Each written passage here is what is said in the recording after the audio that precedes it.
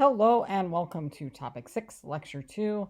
And in this lecture, we're going to be thinking critically about the United States Senate and the House of Representatives. So, what are we going to be covering in this lecture? Well, like I said on the previous slide, that we're going to be thinking critically about the United States Congress. But in particularly, we're going to be thinking critically about the way that the United States Congress is structured and the way that that has changed over time and potentially some negative consequences from that initial structure. And so we're going to focus on what is sometimes known as the anti-majoritarian bias in the United States Senate. Okay, so anti-majoritarian simply means that you might have a structure in place that makes it very difficult for the will of the majority to actually display itself, to where the majority actually rules. An anti-majoritarian bias means that it's structured in such a way so that it actually thwarts the will of the majority. And then we're going to look at the so-called People's House, the United States House of Representatives, which is the one that's the legislative branch that was designed to be the closest to the people. And so we're going to be asking, does the People's House do a good job of actually representing the people? And so that's what we've got on the docket. Let's go ahead and get started. So if you recall, when we were doing topic 2 back several weeks ago, and we were learning about the Constitution, we were talking about how the Constitution was developed in a way with a particular mind towards maintaining democracy. And so we talked about the Constitution in terms of the architecture of democracy. In other words, it was designed in a way to promote democratic decision making, but in a way that prevents tyranny of the majority. So as we know that the framers wanted our country to be a democracy, they knew that a democracy was an unstable form of government, in particular because power can easily be abused in a democracy. So they wanted to create a constitution, institutions of government that put the brakes on the will of the majority. And the Senate is a great example of checking the power of the majority. As we know, states with smaller populations have more power than states with a larger population. Since every state gets 2 senators, that means that the state of California, which has much more population than, say, the state of Wyoming, that they get equal say in the Senate. And that was designed that way because that if you just have representation based on population, then it becomes just the majority becomes a tyrant and it tramples upon the will of the minority. And so that was what the intent of the Senate was, right? To sort of put the brakes on the potential abuse of power by those in the majority. So how has this intent, that is, that the less populous states have more power in order to place a brake on the power of the majority, how has that design played out over the course of the last 230 plus years? Do the less populous states have too much power in the Senate? Has the structure of power in the Senate shifted from placing a reasonable brake on the power of the majority? Has it shifted from that to actually enabling a tyranny of the minority? In other words, has the Senate become an anti-majoritarian institution? Well, let's take a look and see. So the ratio of the most populous to least populous state has changed significantly since ratification. And so when the framers were at the Constitutional Convention and they were making the decision to have one house based on population and the other chamber of the Senate to be that each state gets equal representation, these were the kinds of ratios that they were looking at. So in 1790, the ratio between the most populous state and the least populous state was 12-1. Virginia, most populous; Delaware, least populous. And so, sure, Delaware gets, it gets more say in the Senate than its potential population, demands. But they thought that ratio, again, sort of putting the brakes on majority rule, that seemed reasonable. Today, it's changed quite significantly. Based on 2020 census, that the ratio between the most populous state and the least populous state is 68 to 1. The most populous state being California, which has a population of about 39 million, and Wyoming, which has a population of about 570,000.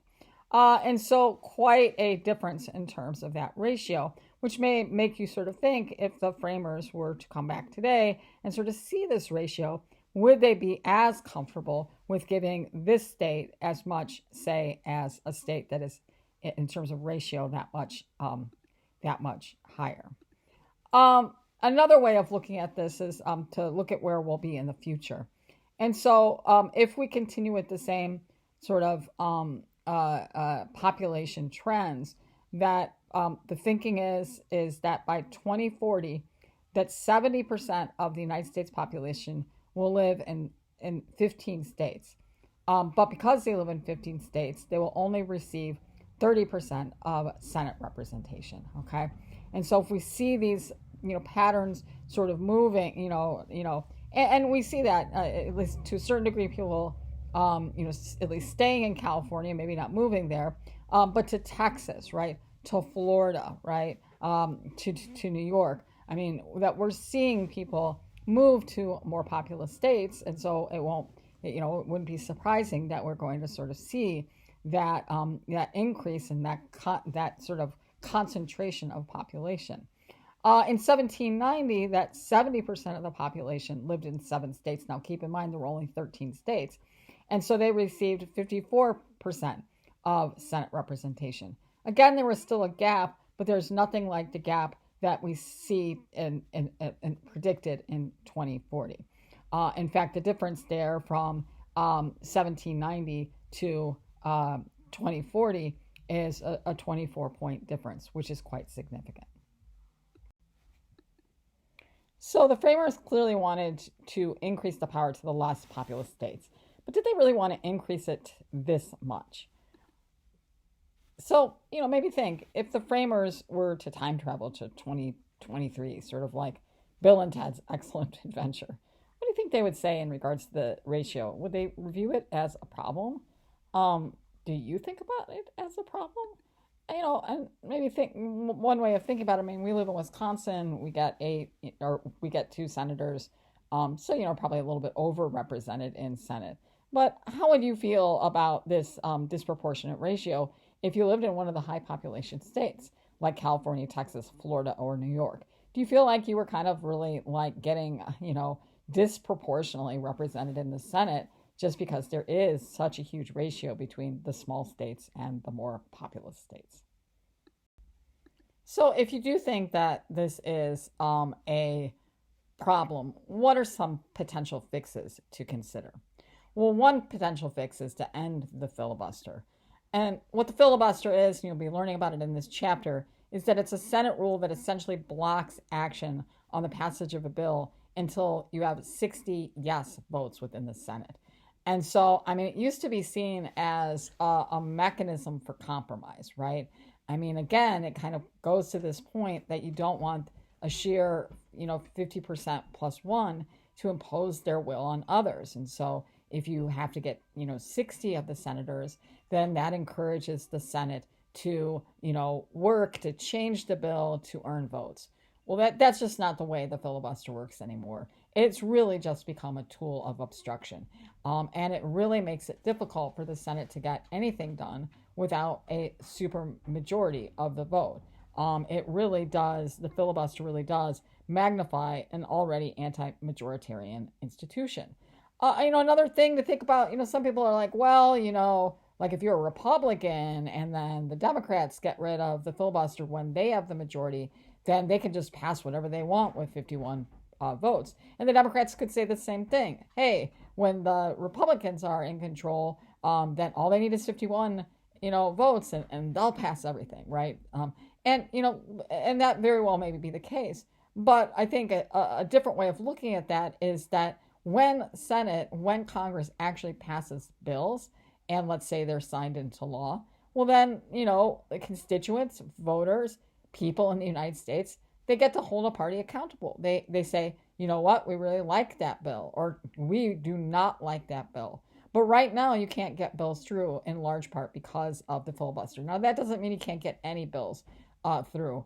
But, we're a closely divided nation with really deep partisan polarization. And so it's difficult to get things done, and the filibuster makes it that much more difficult to get things done. And it also, again, magnifies an already anti-majoritarian institution.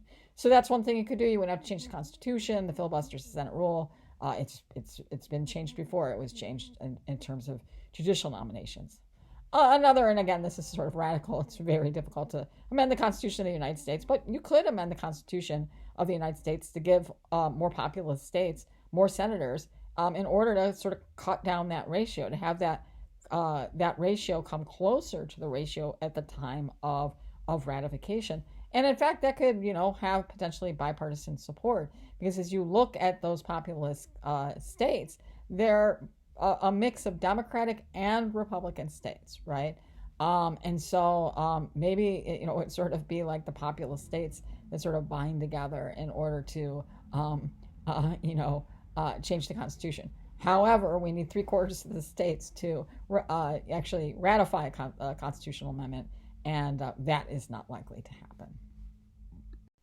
All right, now let's turn our sights to thinking critically about the U.S. House of Representatives. So the U.S. House was intended to be the legislative body that most closely represents the people, right? It's known as the People's House. And that's because it is based on population.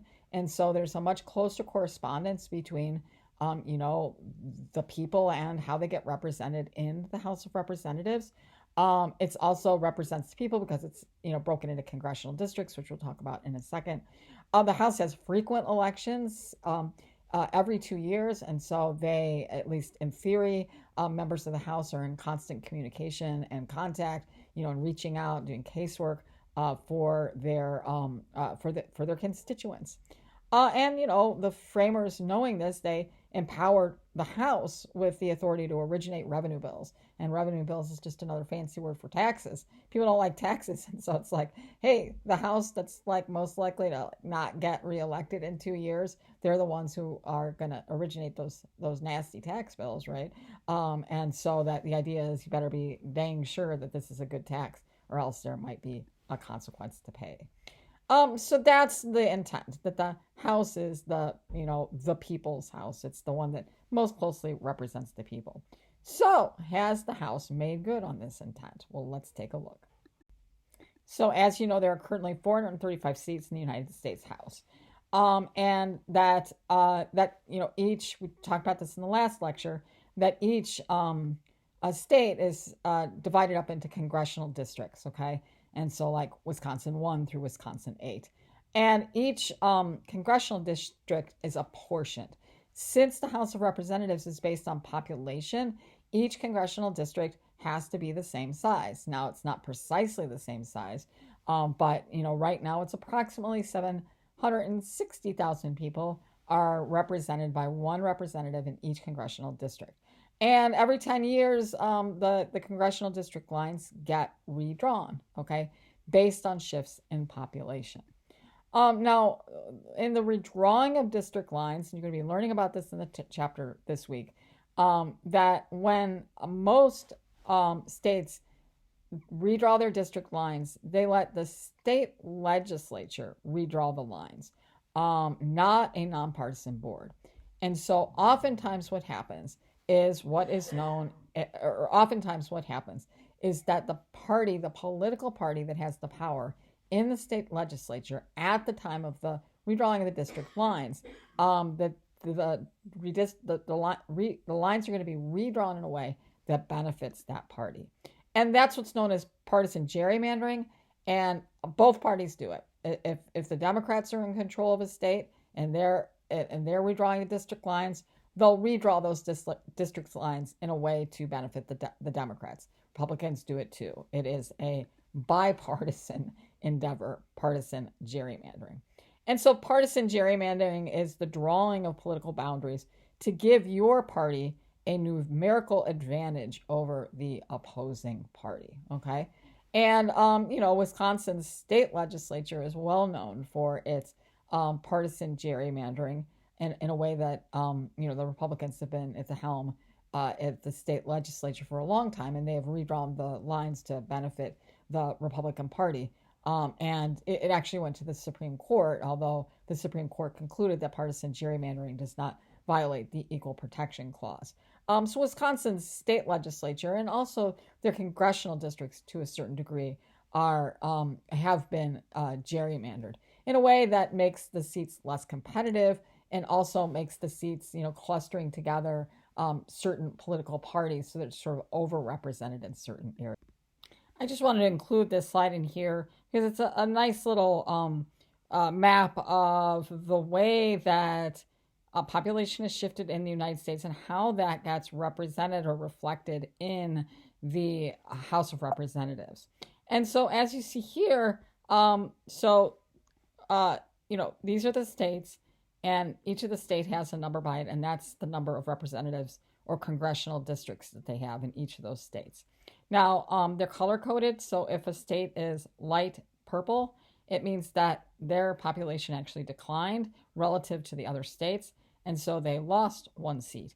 And so you really see that kind of happening in the Midwest and also California. And then you can see that the states that are in light green, they gained one seat. So population increases in these areas. And Texas gained actually 2 seats, okay?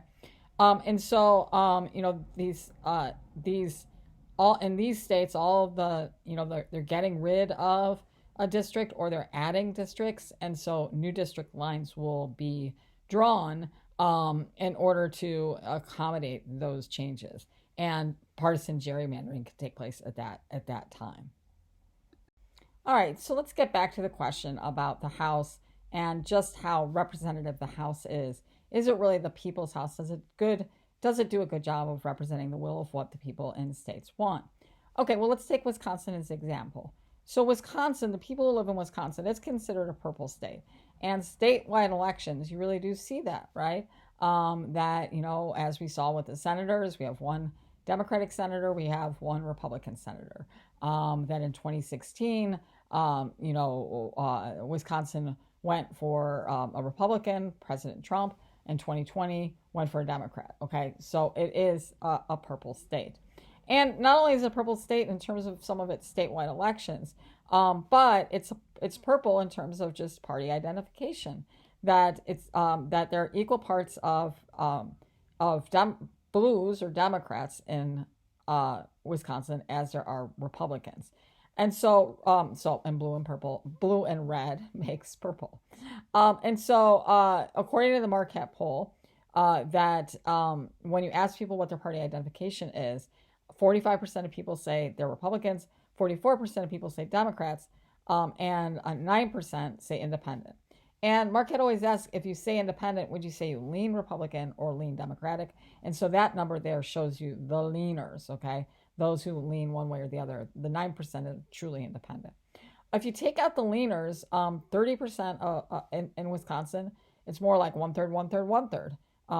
Actually, even more heavily towards the independents.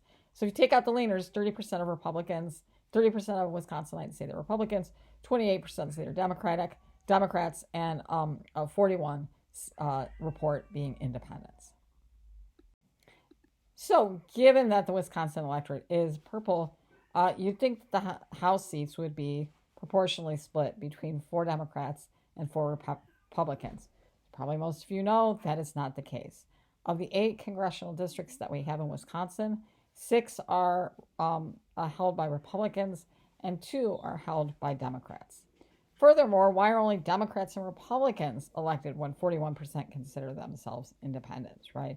So really, independents, those who don't affiliate with one party or the other, they're not really, represented because they might not see a viable candidate for them.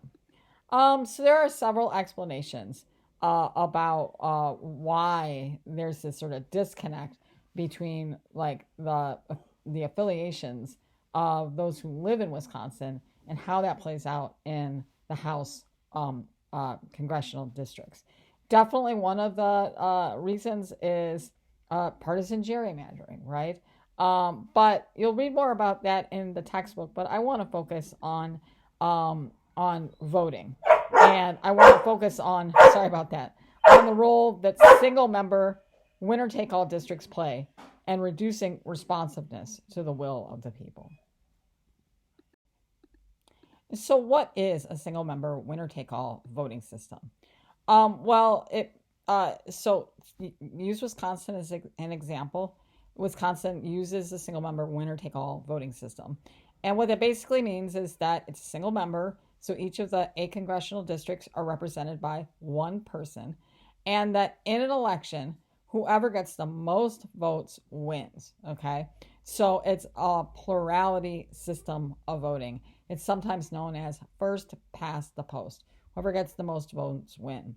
You don't need 50% to win. It's just, you could have 7 candidates running, and whoever comes in first, plurality system, they become the winner. Okay. Now, in most states that use the single member winner take all voting system, generally what happens is there are primaries where the parties will determine who they want their candidate to be, and so the primary will be Republicans will vote for who they want the Republican primary candidate to be for Congressional District 4, and the Democrats will vote for theirs. And then usually it's a race off in the general election between one Democrat and one Republican. Okay. But even then, that you don't always get a majority of the votes. And a lot of people don't participate in the primary to select the candidate. So oftentimes who gets selected to represent the party is not really a reflection of what the people of Wisconsin more broadly want. And so, what is wrong with the single member winner take all voting system? Well, it may not do the best job for reflecting voter preferences. Voters in a district might want a third party candidate, okay? And so, when they are, let's say you live in the 5th district, and that it's going to be a single member, okay, we could change Wisconsin to make it a proportional representation. That's not likely to happen. But since it's a winner take all and there's a primary system, it's pretty difficult for a third party candidate to get enough votes or even come close to getting enough votes to win that congressional district. And that's because voters, while they might want to vote for the Libertarian Party or the Green Party, they're not going to do it because they might feel that it is a wasted vote. And so, one way of getting, closer to the one third of Wisconsin is to change the way we vote in the congressional districts. We wouldn't change that they're single member districts, but we would use something other than the winner take all voting system. Whoever comes in first wins the district. And a lot of people think that ranked choice voting may do a better job of determining the preferences of the electorate. And so let's talk a little bit about what ranked choice voting is and how it might make the House come closer to what the will of the people is. Okay, so how does ranked choice voting work? Well, the way that ranked choice voting works is that when you go in to cast a vote, you just don't cast a vote for one person, but you cast a vote for a series of candidates who are running for that office.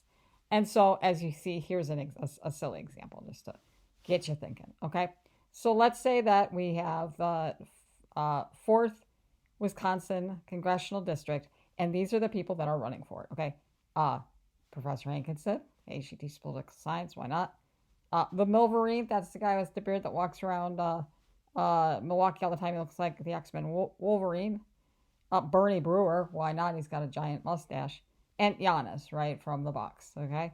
So these are the 4 candidates who are running, and then you rank these, that's why it's called ranked choice voting, according to what your preferences are, okay? So this is my ballot, and I'm like, hell yeah, vote for Hankinson. And I'm like, my second choice is Milverine, okay? I like that he walks around a lot. I'm a big Brewers fan, but Bernie Brewer kind of freaks me out, but I put him at 3rd choice. And Giannis, love him. Not sure he's eligible to serve the Senate because I don't know if he's a U.S. citizen or not. But also, I just want him focusing on the Bucks. I don't want him to, be a a candidate for office. Okay, and so this is how you would fill out your ballot. You would pick your candidates based on what your preferences are. So after everybody fills out their ballot, then the ballots are tallied. Okay, and as it says there that so you count up the ballots, and if no candidate gets more than 50%, okay, then the count goes into what's known as an instant runoff, okay? And so in this instance here, you see that in the first round, no candidate got to 50%. And it doesn't just need to be 3, right? Like with our example, it could be 4. And so that the candidate with the least amount of votes for the first choice is eliminated. So cross off B. And then what happens is that those who voted for B, and that person, not a lot of people wanted that person as first choice. Then you go to the people who voted for B for first choice. You look at what their second choice is, okay? And so the candidate who had the voter who had a candidate as their first choice will then have their vote count for the candidate they marked as their second choice, okay? And so of those who voted for B, the second choice, 15% were C, and then 5% were for A. And then in this instance, since there's just 3 candidates, then when you divide it like that, then C gets to 55%. Now, with our ballot, if we had 4, we would just say, okay, who got the least first place votes? Then you eliminate that person, and you look at what their second choices are. It could be that their second choices could be candidate D that's not up here, okay? Then after that round, you would say, okay, who got the least first choice votes? And then you would eliminate that person, and then you would divide up the votes, okay? And so that's how ranked choice voting works. It gives people the opportunity to vote for the candidate that they like the most, but they're not throwing away their vote, because if their first choice candidate doesn't, comes in last place, then they get to go with their second place candidate. So using our example here, that candidate A, Hankinson, sure, I voted for myself, but nobody really wanted me for the candidate. So I got X'd off, right? I'm out of the race, right? I got the least number of first place votes. And so then that means that they look at my ballot and they say, okay, well, who's her second choice? It's Milverine, okay? And then it turns out that Milverine, even though he gets what my second choice is, Milverine comes in last, and then then I look at who I voted for Milverine, and my third choice is Bernie the Brewer, okay? And so then it's a race between Bernie the Brewer and Giannis, and it's not come as any surprise to you that everybody wanted Giannis, okay? So that is how ranked choice voting works. So what are the benefits of ranked choice voting? And would using ranked choice voting make the House of Representatives more representative of the will of the people? Well, so ranked choice voting may do a better job of determining the preferences of the electorate. And that's because it's not winner take all plurality. Whoever gets the most votes wins. And so ranked choice voting gives you an opportunity to say, this is my first choice. But if my first choice doesn't, come in first, nobody wants my first choice, then my second choice gets reflected. And so that gives you a better sense of what the overall preference of the electorate is. It also may support more moderate candidates, since the winner actually needs 50% plus 1 to win in the ranked choice voting method. And so when it's plurality, whoever comes in first wins. And that means that, you could have an extreme candidate that could appeal to a certain swath of the electorate. And, getting 40% of the vote might be enough to put you over the edge in a plurality race. But in ranked choice voting, you need 50%. And to get to 50%, you need to appeal to a broader base within the electorate. And the broader, that appealing to a broader base, encourages candidates to be more moderate. And a more moderate candidate might be good for the House of Representatives, because rather than having extremes on the left and the right, we could have more candidates that are more towards the center. They'd be willing to work together bipartisanly and compromise to get things done. And if you can get things done, then at least it's coming somewhat closer or better than we're doing today in terms of representing and putting what the people want into action. It does elevate the chance of third-party candidates. And so third party candidates, a lot of times people won't vote for them in a plurality system because they think their vote is wasted. But here, no vote is wasted, right? You go for your first candidate, and if they don't do well, then you get your second candidate of choice. Obviously, there are some downsides. It's a real big change in terms of the way that we do elections in the United States, although more states are adopting the ranked choice voting method, and so we might see that it's not as confusing for voters as we think. And also having a multi-party system, I mean, it is possible that through ranked choice voting, that third-party candidates may win seats in the congressional district. And we are pretty much a two-party system in the United States. And so there are problems with the multi-party system. It might lead to gridlock in Congress. And so that's something to take into consideration as well. So in conclusion, the framers wanted to create a Congress that provided both for majority rule in the House of Representatives, having a branch of Congress that was closely aligned with the people. But they also wanted to place limitations on the people, limitations on the power of majority rule. And that is why they created the Senate with equal representation. Obviously, these intentions and mechanisms are worthy, no doubt. But as we learned through the course of this lecture, it may need this framework that was created, it may need some alterations to more fully realize the framers' vision in the 21st century and beyond. All right, thanks a lot for listening. I appreciate it, and I will talk to you again soon.